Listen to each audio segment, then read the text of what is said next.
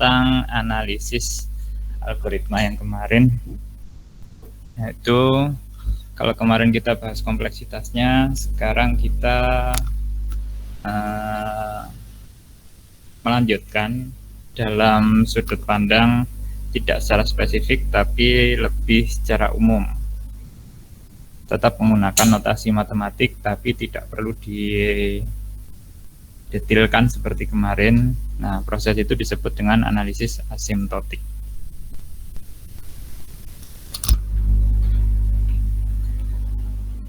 Oke, sebentar. Tapi sebelum saya lanjutkan, ada yang ingin ditanyakan dulu nggak?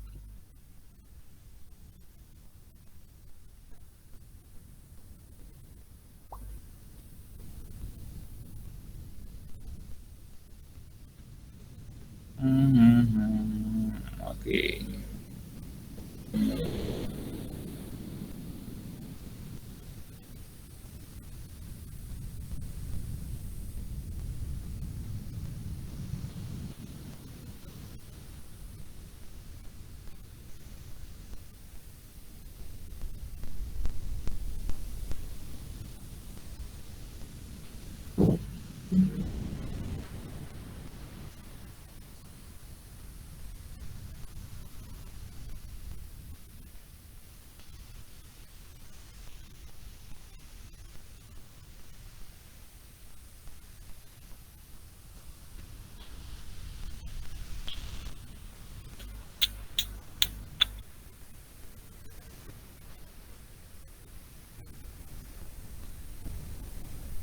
Analisis asimptotik merupakan suatu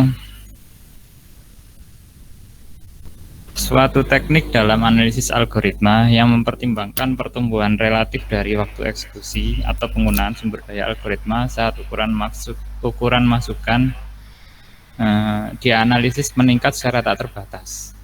Jadi kalau kemarin kita mungkin masih mempertimbangkan bahwa ukuran sesuatu masukan ketika algoritma itu dijalankan masih bisa seperti yang biasanya kita kerjakan, misalnya ukuran array 100 atau misalnya dia matriks ukurannya 5x5 atau 10x9, maka itu masih sifatnya terbatas. Nah, analisis asimptotik ini adalah suatu teknik jika mengasumsikan masukannya itu berupa suatu variabel, di mana variabel itu akan dikenakan ke faktor tak hingga. Nah, ketika dikenakan ke faktor tak hingga itu, tak terbatas kan tak hingga, maka kita harus menggunakan suatu pendekatan yang berbeda. Jika algoritma ini dieksekusi, kalau datanya hanya 100, ya mungkin fine-fine aja. Tapi bagaimana jika ini nantinya akan dijalankan ke data sejumlah 10.000, di mana itu 100 kuadrat, atau tidak hanya 10.000 tapi 1 juta. Apakah nanti performa algoritma itu seperti selancar ketika kita rancang dia hanya 100. Jadi itu akan berpengaruh banyak. Algoritma di sini kita bahasnya umum ya.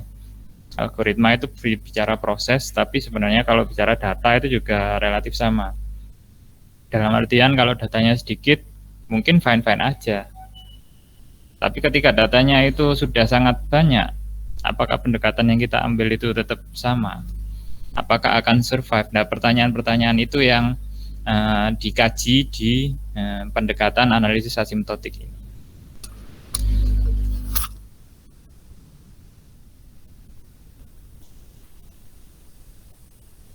Analisis asimptotik ini menggunakan notasi matematis dalam merepresentasikan hitungan frekuensi, di mana fokus utamanya bukan di n-nya itu sendiri, tapi laju pertumbuhan waktu eksekusi algoritma tersebut terhadap ukuran masukan. Ukuran masukannya apa? Ukuran masukannya adalah n yang digunakan tadi. Anggap saja misalnya array itu kalau misalnya 10 dia dieksekusi sekian detik. Ketika dia ukurannya 100, maka dieksekusi sekian detik. Kalau kemarin kita pertemuan terakhir kita kan sudah menghitung relatif terhadap n, atau ada juga yang relatif terhadap m. Nah, apa yang terjadi ketika dia itu n-nya itu mendekati tak hingga? Nah, itu yang dikaji di sini. Nah, dalam kajian ini sebenarnya ada 3 hal yang harus dipelajari atau diperhitungkan. Yang pertama adalah notasi Big O. Big O itu menyatakan batas atas dari fungsi. Batas atas itu maksudnya gini. Kalau di situ saya tuliskan bahwa seberapa buruk algoritma akan diselesaikan dalam hal waktu atau sumber daya yang digunakan. Dalam artian begini, kalau algoritma itu dieksekusi, maka algoritma itu tidak akan melebihi dari suatu nilai Big O di kapasitas terburuk, kasus terburuk. Jadi seburuk-buruknya algoritma itu dieksekusi, tidak akan lebih buruk dari notasi Big O ini. Ya. Batas atas berarti dia itu selama apa sih ketika algoritma ini dieksekusi, bukan menyatakannya sebenarnya, tapi menyatakan kalau ini dieksekusi maka kita akan yakin bahwa algoritma itu waktu eksekusinya tidak akan lebih dari yang dinyatakan di Big O tersebut. Yang kedua adalah notasi omega. Big omega menyatakan batas bawah dari fungsi. Maknanya apa? Maknanya bahwa ketika algoritma itu dijalankan, dieksekusi, maka laju pertumbuhan dari algoritma itu tidak akan lebih cepat. Tidak akan lebih cepat dari yang dinyatakan di notasi omega atau big omeganya. Itu batas bawah. Sedangkan notasi theta ini jarang terjadi, tapi ada, yaitu ketika dia dieksekusi algoritma tersebut, maka waktu eksekusinya antara batas atas dan batas bawah itu tidak ada. Ya adanya ya itu. Batas atas dan batas bawah memberikan nilai yang sama. Jadi contoh yang kemarin linear search, maka batas atasnya itu atau big O-nya itu n, ya n plus 1 nantinya jadinya n, sedangkan omeganya itu ya konstan 1 kali ambil dapat. Kalau notasi theta mau berapa kali pun dieksekusi, hasilnya juga pasti akan tetap seperti itu, tetap segitu. Tidak punya batas atas, tidak punya batas bawah. Itu theta.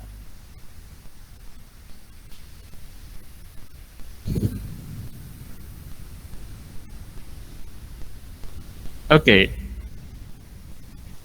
Kalau ada yang ingin bertanya langsung nanya ya.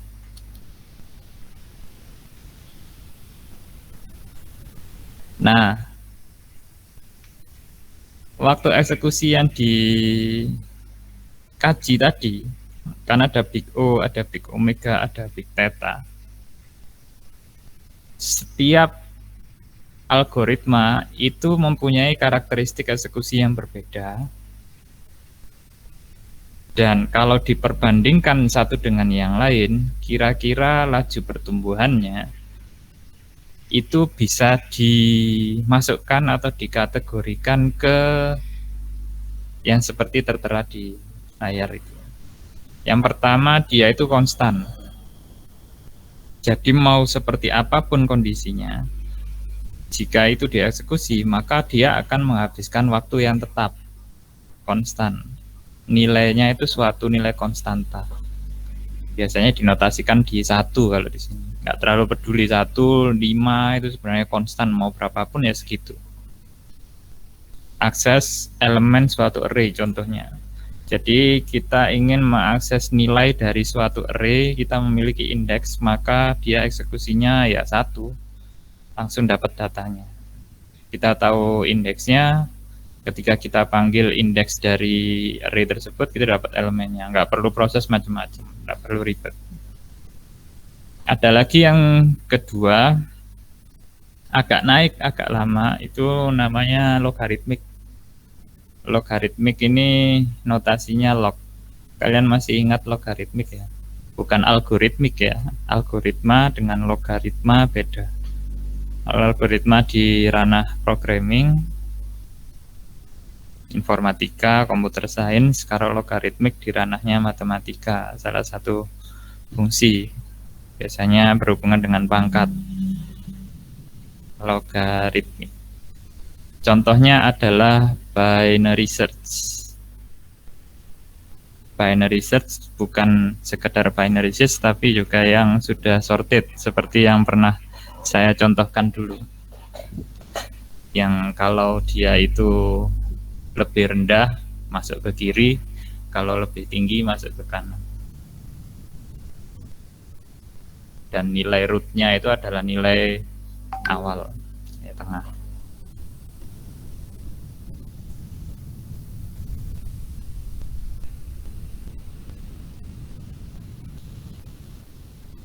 Oke. Naik lagi, waktunya itu adalah linear. Linear itu bukan konstan, tapi linear itu kalau nilainya 10 maka dibutuhkan 10 waktu. Sorry, kalau mau belum kebayang tentang logaritmik itu biasanya dia itu bisa loncat. Karakternya itu loncat. Jadi kalau misalnya n itu linear, maka logaritmik itu lebih kecil dari n. Jadi misal dia itu ada 100 data, maka saya tidak perlu menelusuri 1 sampai 100, tapi saya bisa loncat-loncat. Misal loncat 2, loncat 4, loncat 8. Itu notasinya udah lebih kecil dari linear, yaitu logaritma. Kemarin saya masukkan ke post-test 1 atau berapa ya, lupa saya. Loncatan indeks dari suatu penelusuran array. Linear yang dicontohkan di kelas, pencarian dari suatu array, arraynya ukurannya n, maka dia menelusuri dari awal sampai akhir. Anggap saja dia itu unsorted, jadinya nggak bisa loncat-loncat. Kalau sorted masih bisa diakali loncat-loncat. Oh kayaknya masih jauh, udah langsung loncat 100. Oh kebanyakan, loncat separuh 50. Wah kebanyakan loncat-loncat. Itu lebih kecil dari linear. Naik lagi yaitu superlinear, biasanya notasinya n log n. Jadi di atasnya n tapi masih di bawahnya n kuadrat. Kalau tadi n itu linear, kalau di bawahnya linear itu log n, maka kira-kira kalau di atasnya linear tapi di bawahnya kuadrat ya superlinear ini n log n. N log n biasanya udah bukan lagi search tapi dia udah sort. Contoh yang nanti akan kita bahas di kelas. Sort itu pengurutan, membuat suatu array masukan. Misal saya punya suatu array masukan yang tidak terurut, maka luarannya adalah suatu array luaran yang sudah terurut dari kecil ke besar, dari besar ke kecil. Nah itu algoritmanya salah duanya ini yang dicontohkan di superlinear itu quicksort atau juga merge sort. Naik lagi yaitu kuadratik. Kuadratik itu ya kuadrat, n dikalikan n.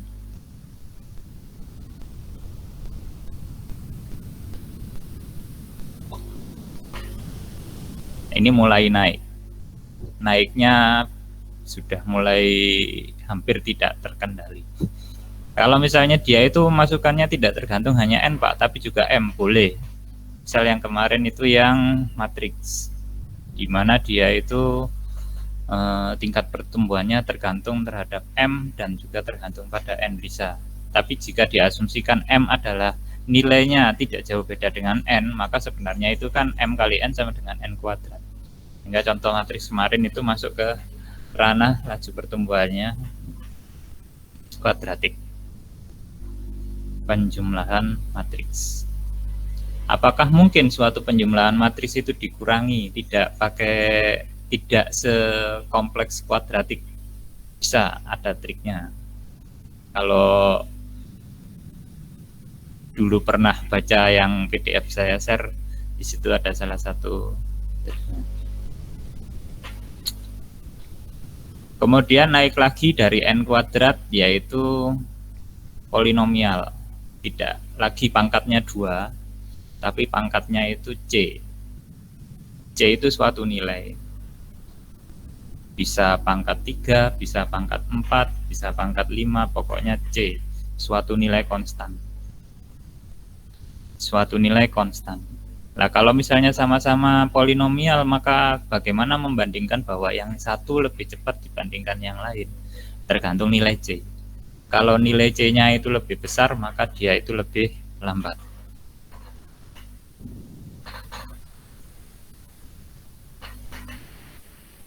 Nah, kalau misalnya dia dikombinasikan gimana? Bisa saja.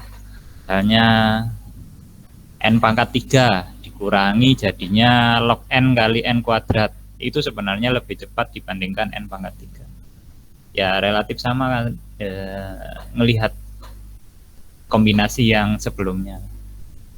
Jika log N lebih cepat dibandingkan N, maka jika ada N pangkat 3, ya kan N-nya satunya diganti dengan log N, maka itu juga lebih cepat. Itu nanti ada di kalau mengkaji optimisasi perkalian matriks. Yang saya nggak tahu kalian sempat mempelajari atau enggak. Perkalian matriks itu kalau sebenarnya dia itu ada 3 kan, 3 pengulangan utama dalam setiap perkalian matriks yang sederhana, sehingga N-nya itu N pangkat 3. Kalau misalnya 2 kali 2, maka itu ada 8 perkalian matriks di situ. Perkalian angka dalam suatu perkalian matriks. Optimisasinya untuk yang N sama dengan 2, itu ada seorang matematisian, yaitu dia mengurangi dari 8 menjadi 7 kali perkalian matriks dengan N sama dengan 2. Nantinya ada lagi yang optimisasi N pangkat 3, tapi bukan di N sama dengan 2, N sama dengan 3. Jadi kan harusnya 27, tapi dia dikurangi menjadi 25 kalau nggak salah. Ton N yang pangkat 4, dia itu dikurangi jadinya 47. Atau N pangkat 5 dia dikurangi sampai ke 90 atau 92. Jadi mengurangi itu sudah signifikan, suatu optimisasi yang dianggap suatu milestone di analisis algoritma ini. Dampaknya apa? Dampaknya signifikan. Ya kalau matriksnya hanya 5 kali 5. Kalau matriksnya itu kalian kemarin yang bahas machine learning dan seterusnya, itu ukuran matriksnya kan luar biasa besar. Machine learning, deep learning itu udah billion, million and billion parameter. Ukurannya udah luar biasa banyak. Yang paling kecil aja ribuan. Nah, kalau ribuan itu pengaliannya kayak gimana? Harus dipecah-pecah dan seterusnya. Nah, jika mecahnya 1 aja udah mengurangi sekian kali, lah kalau misalnya dia itu ribuan kali, maka sudah menghilangkan ribuan kali perkalian. Itu suatu achievement sebenarnya. Nah, nggak tahu nanti dari kalian ada yang ke arah sana atau enggak. Oke, yang lebih tinggi dari N pangkat C polinomial yaitu eksponensial. Yang pangkat N-nya C pangkat N itu pasti lebih besar dibandingkan N pangkat C, karena C-nya konstan. Nah, ini yang konstan pangkatnya pasti jauh lebih cepat lajunya. N pangkat 3 dengan N sama dengan 2 itu 8. Kalau C pangkat N dengan C32 itu 9. Belum kalau misalnya 10. Contohnya yaitu yang polinomial saya mencantumkan di sini counting sort. Counting sort itu nanti akan ada ngurutin tapi dia itu absen dulu. Jadi yang elemennya nilainya ini berapa, setelah itu nanti diurutin. Oh ternyata ini ada sekian, nanti dihitung, nanti tulis lagi. Oh ini. Itu lama itu. Tapi ya lama pun tetap efektif, cuman nggak efisien aja. Kalau sedikit datanya apa-apa pakai. Kalau banyak ya jangan. Yang mungkin nanti akan perlu diperhitungkan ketika kalian mengembangkan sistem atau aplikasi. Awalnya mungkin skala kecil masih prototype, datanya kecil, biasa, tapi dibutuhkan scalability yang meningkat ketika datanya itu sudah berkembang. Perlu diperhitungkan ulang. Berikutnya ada traveling salesperson problem atau TSP, di mana problem ini membahas jika didapatkan suatu peta jalur di suatu daerah di mana dia harus mengunjungi tepat sekali, maka dia rute yang paling efisien untuk melalui semuanya itu ambil rute yang mana. Nah, ini mencari rute namanya traveling salesperson problem. Kalau dia itu habis mengunjungi semua, kalau mau yang ke titik sana ternyata harus melewati titik yang ini lagi. Kalau sekarang kan lagi musim kampanye, ini bisa digunakan TSP. Jadi kalau mau roadshow itu paling bagus lewat mana dulu, lalu kemana untuk meminimalisir anggaran. Kecuali anggarannya udah tak terbatas, beda urusan. Atau yang lebih kompleks lagi yaitu faktorial. Faktorial ini mencari rute di TSP tadi, tapi caranya nggak pakai mikir, nggak pakai suatu fungsi heuristik istilahnya. Nanti kalau belajar AI nanti dikenalin dengan heuristik. Nah, itu menggunakan brute force, pokoknya nyoba aja dulu. Kalau nyoba seret, udah jadi, bandingin lagi, nyoba lagi seret, kayaknya lebih tinggi. Kalau nyoba lagi terus, maka akan terdapat n faktorial rute yang bisa dihasilkan dan harus diperbandingkan satu dengan yang lain. Itu untuk tingkat pertumbuhan. Adapun grafik perbandingannya kira-kira kalau digrafikkan itu seperti ini. Kalau yang linear, yang konstan itu ya mau berapapun ya segitu. Kalau yang log n ya dia itu akan naik pasti di bawahnya n. N itu relatif sebanding dengan masukan. Ini gambarnya kalau dilihat antara sumbu X dan sumbu Y-nya itu beda. Sumbu X-nya itu cuma 8 contohnya. Sumbu Y-nya itu skalanya beda. Yang paling tinggi itu udah 4000. Oh iya, tadi itu ada satu yang belum, n pangkat n. Itu lebih tinggi dari faktorial. N pangkat n ini udah, kalau bisa hindari aja. Harus pasti ada kalau dipikirin lagi. Itu contohnya itu menyelesaikan masalah catur. Langkah yang akan diambil dalam permainan catur. Nah, itu sebenarnya awalnya n pangkat n, tapi dengan menggunakan sejumlah fungsi heuristik biasanya bisa diturunkan ke eksponensial misalnya. Kalau bingung bacanya itu misal n pangkat n itu 5 pangkat 5 itu udah banyak itu. 5 pangkat 5 udah 125. 625 ya. Berapa sih? 25 kali 5 itu 125 ya. 5 pangkat 4 625. Nah, banyak lah pokoknya. 625 kalikan 5 itu ya udah sangat tinggi. Bandingkan dengan n, jika 5 baru 5. Jika 2 pangkat n, maka 2 pangkat 5. Berapa 2/5? Yaitu.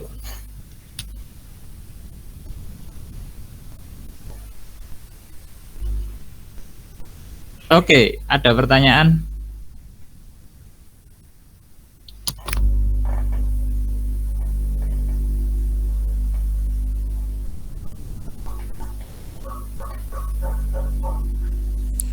Pak permisi.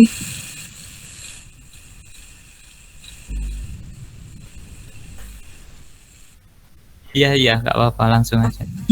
Itu Pak yang di notasi tadi itu kan saya ada lihat gede dan di awal itu artinya apa ya Pak kalau boleh tahu? Untuk big O tadi kan apa gimana ya maksudnya? Yang mana? Ini. Yang slide apa ya? Enggak, yang seterusnya itu Pak. Ya, Big O kan tadi disampaikan di sini bahwa notasi O atau Big O itu menyatakan batas atas dari suatu fungsi. Batas atas dari suatu fungsi itu maknanya jika algoritma itu dieksekusi, maka algoritma itu tidak akan melebihi waktu tersebut. Jadi kalau misalnya suatu algoritma dinyatakan bahwa Big O-nya linier, maka tidak akan mungkin lebih dari linier. Jadi misalnya N sama dengan 10, maka ketika dinyatakan dia itu kompleksitasnya linier, ya, Big O-nya linier, maka dia tidak akan mungkin lebih dari 10. Eksekusinya itu nggak mungkin menghabiskan 11, 12, 13, itu nggak mungkin ketika datanya 10. Kasus terburuk lah. Kalau contoh yang di kelas kemarin itu yang linear search kan. Linear ini kan linear search. Kalau datanya itu ada 10, maka atau 100, maka dia itu pasti di notasi atau N ke 100 dia udah selesai. Dan dia itu pasti lebih kecil dibandingkan superlinear dan seterusnya, apalagi kuadratik. Nggak mungkin kita kalau misalnya entry-nya itu 100, kita akan mengeksekusinya itu sebanyak 200 satuan waktu. Itu nggak mungkin dengan Big O-nya linear. Sehingga yang dibandingkan itu biasanya bukan yang paling cepat, tapi yang paling lambat. Kita nggak bicara yang paling cepat ya. Kalau bicara paling cepat ya dia kan banyak untung-untungannya. Kalau misalnya linear, kalau linear search ketemu di data pertama, di indeks pertama dia langsung ketemu, maka dia lajunya konstan best case-nya. Tapi kan tidak bisa kita yakinkan bahwa ini pasti akan ketemu di indeks pertama terus, kan tidak mungkin. Nah, yang pertama itu dia itu namanya Big Omega.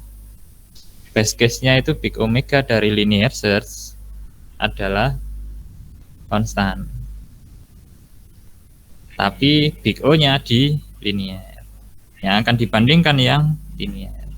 Dan pembanding dari setiap laju tadi itu kalau digrafikkan, kira-kira grafiknya seperti ini. Kebayang nggak? Sudah terjawab atau belum? Oke Pak, makasih Pak. Oke.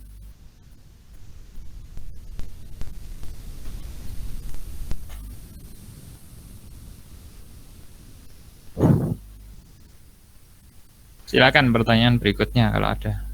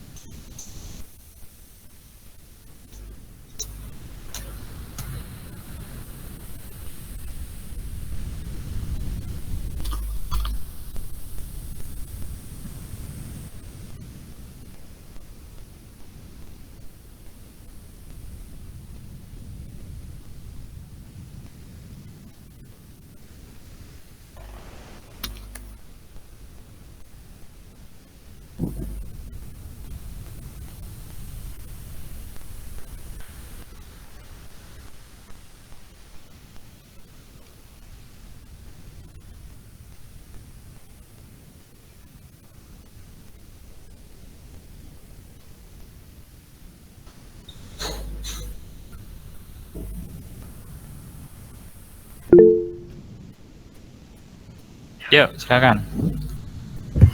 Misi Pak, mau tanya.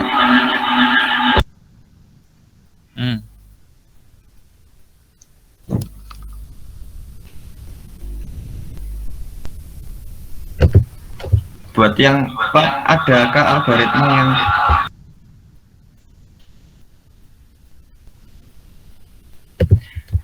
algoritma yang dia itu eksekusinya di UN faktorial terus sampai sekarang itu masih belum ada optimasinya, dan memang ya udah pencapaian terakhir manusia sekarang itu masih di UN faktorial gitu, ada nggak Pak? Ada. Kalau di N faktorial ada. Dan dia itu biasanya masalahnya kompleks. Gimana ya? Apakah nggak ada yang diperbaiki? Dari definisi masalahnya nggak bisa diperbaiki dan harus didekati dengan cara seperti itu. Ada. Tapi biasanya dengan mengubah definisi masalahnya saja, sudut pandang masalahnya saja, itu bisa digeser gini. Jadi penyelesaian masalah itu bisa dari berbagai sudut pandang. Nah, ketika dia itu dikaji dari sudut pandang tersebut, maka dia tidak bisa diselesaikan selain dengan cara seperti itu. Nah, dia akan bisa diselesaikan dengan cara yang lebih baik ketika membuat suatu asumsi. Maka tidak lagi dia itu tidak lagi membutuhkan n faktorial kompleksitasnya, tapi bisa diturunkan misal ke eksponensial. Syukur-syukur kalau polinomial. Biasanya kalau udah polinomial itu udah bagus kalau di analisis algoritma. Selama algoritma itu sudah bisa dipolinomialkan, maka dia dianggap sudah sukses lah. Ya tinggal dimain-mainkan aja, sudah dianggap suatu normal untuk penyelesaian masalah yang kompleks. Nah, asumsi ini yang agak sulit. Bagaimana menyelesaikan masalah utama, tapi harus memastikan asumsinya terpenuhi.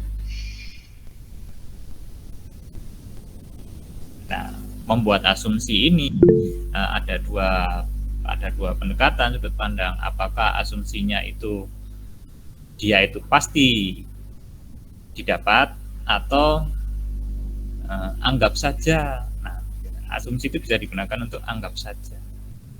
Nah, ketika anggap saja itu bisa mengarahkan ke lebih cepat meskipun big O-nya masih tetap. Hasilnya kan itu kan kasus terburuk big O, tapi dia akan dapat nggak seburuk itu sebenarnya ketika dieksekusi, ketika sudah menerapkan istilahnya itu fungsi heuristik. Nanti kalau udah mulai masuk lebih dalam di AI, kenal namanya heuristik, itu mencari asumsi itu mengurangi kompleksitas. Ya, Dimas mau nanya silakan.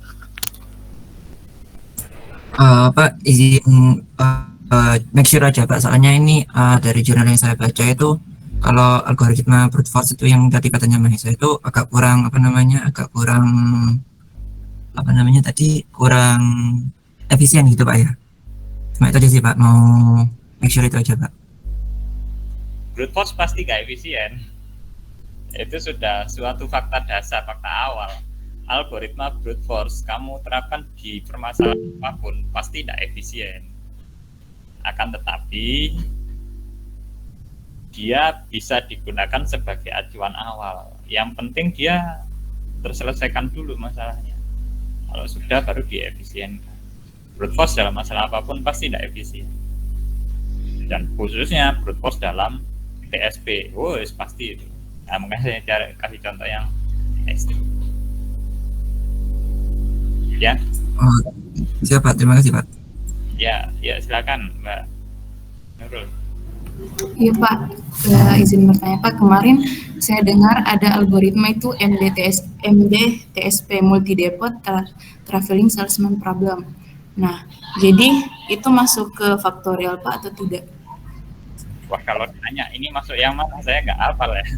Nah, tadi bacanya itu seperti apa? Kalau misalnya di sana disebutkan dia itu penyelesaiannya algoritmanya seperti apa. Apakah dia n yang dia itu bergeser ketika dia naik itu dia ikut naik juga perhitungannya. Kan kemarin udah diajarin for-nya kan. Iya Pak, MDTSP itu merupakan percabangan dari TSP kan multi depot traveling salesman problem Pak, yang dimana algoritmanya itu terdapat beberapa depot atau titik awal dan akhir dan bukan hanya satu, dan penjual harus mengunjungi semua kota. Artinya misalkan yang penjualan yang antar galon Pak, itu kan punya beberapa titik, berarti kayak semacam tidak dua titik pusatnya Pak dalam satu kota, artinya dua cabang, terdapat beberapa cabang gitu. Ya bisa jadi, ya tergantung nanti analisisnya gimana pendekatannya. Ya mungkin aja dia masih faktorial, apalagi dia itu satu node-nya itu ada beberapa, itu pendekatannya bisa node itu dianggap sebagai node di big picture atau node di dalam node. Ya terserah, kalau ada subproblem dalam subproblem berarti dia n faktorial dikalikan n faktorial. Ya udah, tambah kompleks. Di mana n-nya itu n yang kecil, kalau n yang besarnya misalnya 100, n kecilnya itu faktor subnya misalnya n bukan n tapi m, maka m-nya misal 2 atau 3 dari setiap kota, berarti ya n faktorial dikalikan 2 faktorial atau kalikan 3 faktorial. N faktorial kali n faktorial, ya kompleks dong kan. N faktorial kuadrat. Itu tergantung. Jadi ini membahas secara umum. Kalau diskusi atau membahas yang spesifik tentang algoritmanya harus dikaji. Algoritmanya itu seperti apa? Statement-statementnya seperti apa? Yang seperti dibahas di kelas kemarin. Ya.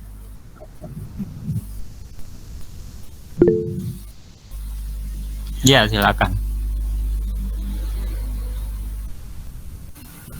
Permisi Pak, saya izin bertanya. Dari materi yang dipaparkan ini kan mempelajari tentang teknik asitometik ya Pak. Nah, apakah ada contoh dalam menganalisis menggunakan teknik tersebut Pak? Terima kasih. Contohnya yang ini, yang dimunculkan di layar.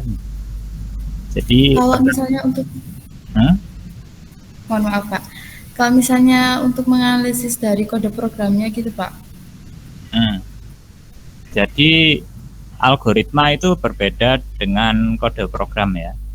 Jadi ketika kita bicara algoritma itu langkah-langkahnya, langkah-langkah apakah dia itu nantinya akan dieksekusi jadi suatu program, kan dia harus diterjemahkan dari algoritma menjadi suatu kode. Ya, cara membuat kode itu akan berbeda tergantung bahasa. Bahasa pemrograman ada yang C, ada yang C++, ada yang Python. Itu kan karakternya berbeda. Apalagi kalau misalnya didekati dengan misal yang kemarin Prolog, karakternya kan berbeda. Nah, ketika ada suatu kode program, maka selayaknya yang perlu dilakukan ketika akan menganalisis algoritma tersebut, itu diterjemahkan ini karepe opo. Ini sebenarnya maksud utamanya apa? Algoritmanya yang dikaji. Dari algoritma yang dikaji tersebut, maka ada poin-poin utama yang akan berkontribusi signifikan. Misal di bagian pengulangan, itu akan banyak pengulangannya terhadap apa? Atau dia itu ada suatu fungsi yang dipanggil setiap kali pengulangan. Jadinya rekursif bisa jadi kan? Bisa menjadi fungsi rekursif, bisa memanggil suatu fungsi lain, maka dia itu relatif terhadap algoritma, penyelesaian algoritma tersebut. Analisis algoritmanya tergantung terhadap sub algoritma tersebut yang perlu dianalisis lagi. Kalau subnya itu ternyata kompleksitasnya itu n kuadrat, maka pemanggilannya dia jadi suatu fungsi yang kemarin dicontohkan di rekursif. Kalau ada dia pemanggilan rekursif, maka dia kita notasikan sebagai suatu fungsi T misalnya. T terhadap N Misalnya gitu kan. Kalau dia rekursif maka dia di n-1. Di mana n-1-nya itu berapa? N-1-nya itu ya dihitung ulang. Nah, dia kalau terusan kayak gitu kan jadinya faktorial kan. Jika n dikalikan n-1 sampai suatu basis kan nantinya jadi faktorial. Sehingga kebanyakan yang rekursif itu ya dekat-dekat dengan faktorial atau bisa dioptimasi ke eksponensial. Ya, ada faktor kode, ada faktor algoritmanya itu sendiri. Yang dikaji di sini ya algoritmanya. Ada dua hal yang apa ya? Sudut pandangnya beda. Kalau kode itu lebih dekat ke eksekusi, kalau algoritma itu lebih dekat ke konseptual. Algoritmanya sama tapi implementasinya nanti akan beda-beda. Di Python itu caranya gimana, di C caranya gimana, C++ caranya gimana. Contoh linear search yang kemarin ditunjukkan atau dicontohkan di kelas akan beda. For i in range, kalau di C gimana? For in i sama dengan 0 dan seterusnya. Itu kan beda kode. Tapi maksudnya sama, itu mengulang dari i 0 sampai n. Nah, gitu. Nah, dari situ baru bisa dimunculkan dia itu eksekusinya sebanyak apa. N kali maka dia itu linear, tapi ternyata n di dalamnya juga ada pengulangan lagi n kali, maka dia n dikalikan n kuadrat. Gitu ya. Nggak bisa diikuti nggak?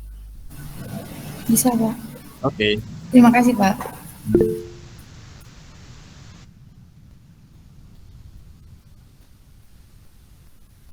Enggak. Kalau pertanyaannya apakah bahasa mempengaruhi kompleksitas waktu? Enggak. Kita kan sudah bicara yang kemarin, bahasa itu kita abaikan. Kita bicara dengan statement. Jadi yang kita analisis satu satuan waktu itu satu statement. Eksekusi satu statement. Ya nanti akan beda Pak, ini kan eksekusinya butuh 3 statement, satunya butuh 1 statement, nggak signifikan dari algoritma tersebut. Yang berkontribusi utama itu bukan yang di situ nantinya. Akan ada bahasa yang relatif lebih cepat Pak dibandingkan yang lain. Ya iya, tapi ya kamu lebih sulit untuk bikin program di sana. Contohnya C dikenal cepat. Tapi apa kamu sanggup semuanya pakai C? Enggak juga, biasanya bundling. Tapi kita fokus aja ke masalahnya apa. Ketika masalahnya itu web based, ya kamu maksain di C, ya aneh. Tapi algoritma ketika di suatu saat kamu membutuhkan pencarian atau butuh pengurutan terhadap koleksi data, maka kamu bisa memilih data yang kamu punya itu karakternya seperti apa dan bagaimana mengoptimalkan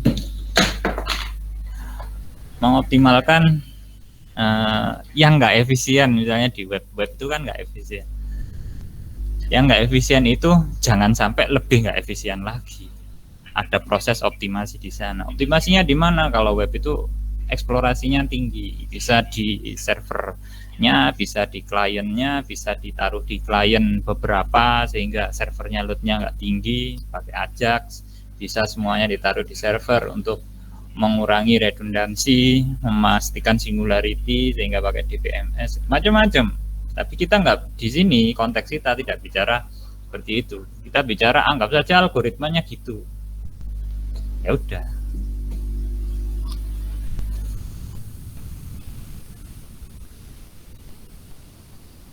Oke, ada lagi pertanyaan?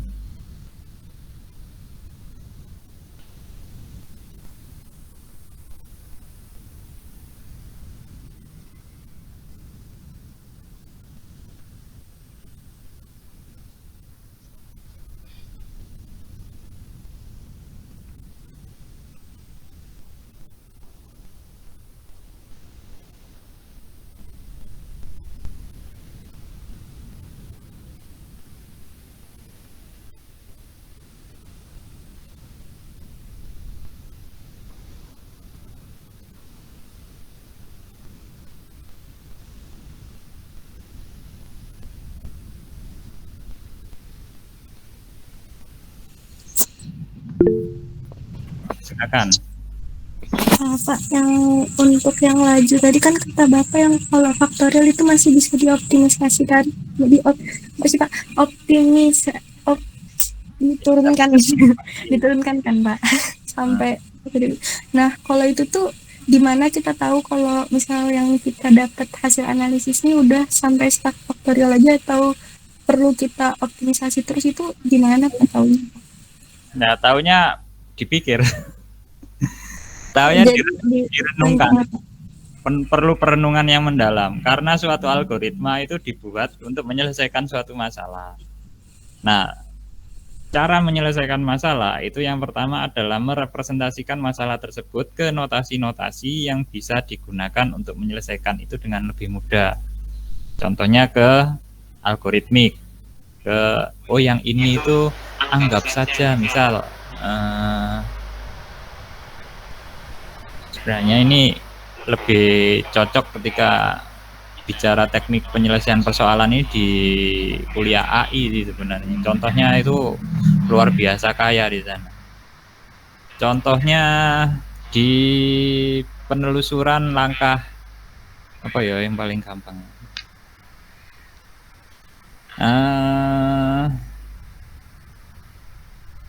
Contohnya di penelusuran langkah bukan langkah.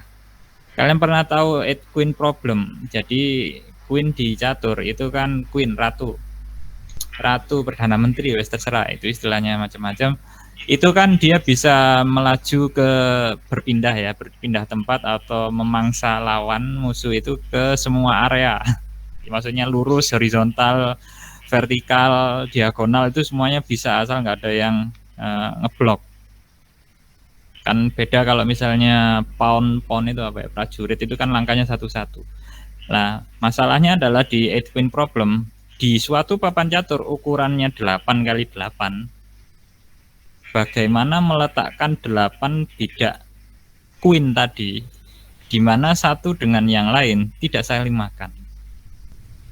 Itu 8 queen problem.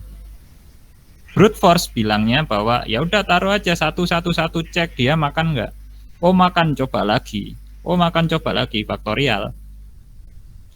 Tapi ketika permasalahannya itu kita kaji ulang, loh kan nggak harus dia itu ngeletakkan langsung 8. Kalau diletakkan satu-satu gimana? Mulai dia akan turun dari faktorial ke mungkin eksponensial atau polinomial di situ. Jadi taruh satu, kemudian satunya cari di suatu tempat di mana dia itu tidak dimakan. Kemudian taruh lagi nggak dapat, dia itu nanti dihilangin pakai backtrack. Itu prosesnya di AI harusnya jelasin. Atau kalian ngambil AI kalau semester ini ada, tanyain ke dosennya aja. Turun jelasin di sini. Jadi permasalahan yang sama tapi dengan sudut pandang yang berbeda itu akan mungkin mendapatkan suatu solusi atau algoritma yang lebih efisien. Dan gimana caranya? Lihat saja dia sudut pandangnya udah berbeda nggak? Kalau sudah berbeda, terus lihat kaji algoritmanya. Algoritma dengan sudut pandangnya seperti ini, oh dapatnya kayak gini. Kalau dia itu yang polos-polos aja dapatnya kayak gini. Oh kenapa kok bisa nyampe kayak gini? Lah itu yang perlu perenungan, perlu pemikiran. Dan idealnya sebenarnya anak S1 informatika itu mikirnya ke area sana. Tidak lagi bicara implementasi kode. Kalau implementasi kode itu kan bikin coding kan nggak mikir tuh. Maaf, yo mikir dikit. Ranahnya itu bukan ke arah sana kalau anak S1. Harusnya aku udah mulai ke area analisis dan desain. Tapi yang menerjemahkan dari suatu algoritma menjadi kode itu kan nggak perlu yang spesifik ke sana. Bagaimana tahu bahwa dia itu sudah lebih baik? Ya dianalisis, dilihat algoritmanya. Kalau algoritma yang ini kemudian dibandingkan sama yang ini, oh ternyata dia udah turun signifikan. Dia tadinya itu faktorial jadinya eksponensial karena dia itu tidak lagi memperhitungkan pemanggilan rekursif, tapi dia udah menjadi iteratif misalnya. Bisa salah satunya dengan mengubah sudut pandang permasalahannya itu sendiri. Nanti akan kita pelajari yang variasinya lumayan beragam di sorting. Sama-sama menghasilkan suatu array yang terurut elemennya, tapi karena caranya berbeda, pertimbangannya berbeda, algoritmanya jadi luar biasa banyak variasinya. Mungkin gitu yang bisa saya.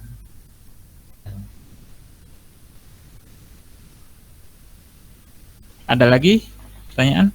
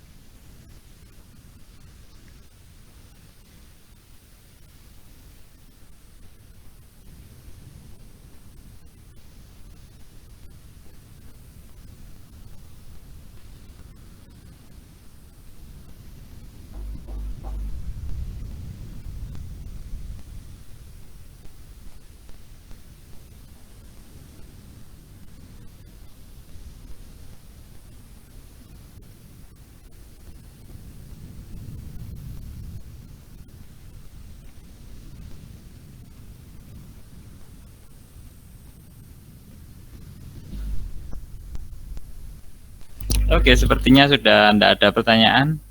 Kalau sudah nggak ada pertanyaan, saya akhiri aja sesi kuliahnya.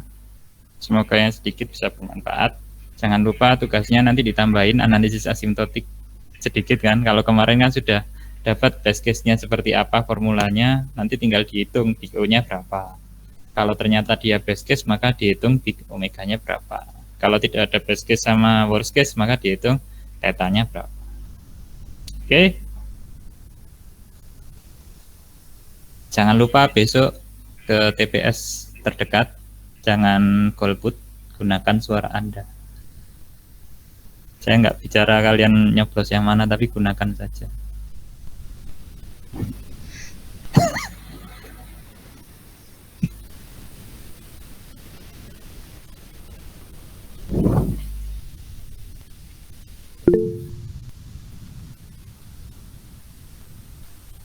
Oke, cukup. Ada yang mau disampaikan? Nanti saya coba serahkan ke PJ. Saya share ke PJ ya, biar diteruskan ke yang lain.